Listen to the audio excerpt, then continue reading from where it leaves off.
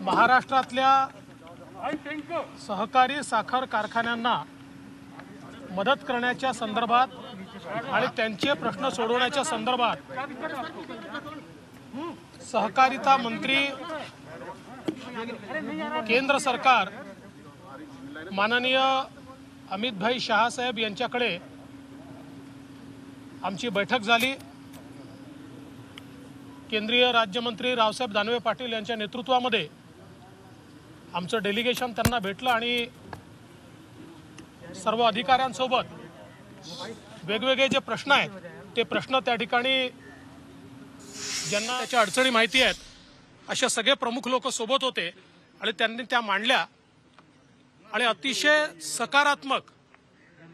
आणि विशेषतः सहकारी साखर कारखानदारीला नवसंजीवन मिळेल अशा प्रकारची बैठक आज या ठिकाणी पार पडली आहे।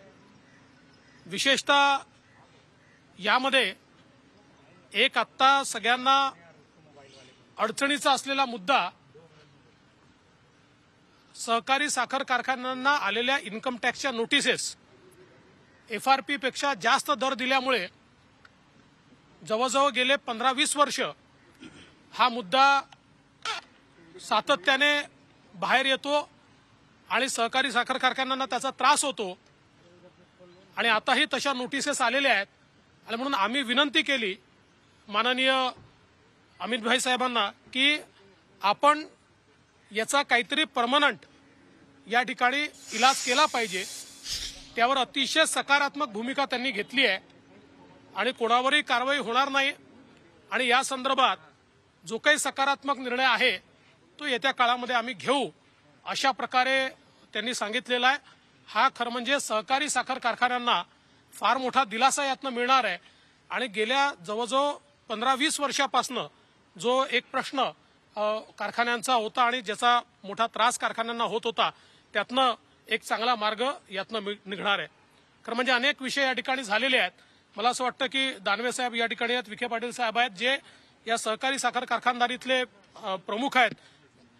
हर्षवर्धन पाटील जी आहेत, मला असं वाटतं ते या संदर्भातले पुढचे जे काही निर्णय झाले आहेत त्या संदर्भात किंवा जे काही मुद्दे मांडले आहेत त्या संदर्भातले मुद्दे मांडतील।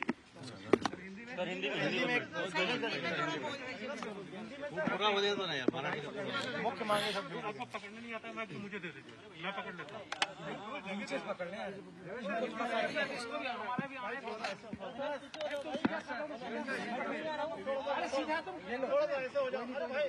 चलो ओके। महाराष्ट्र के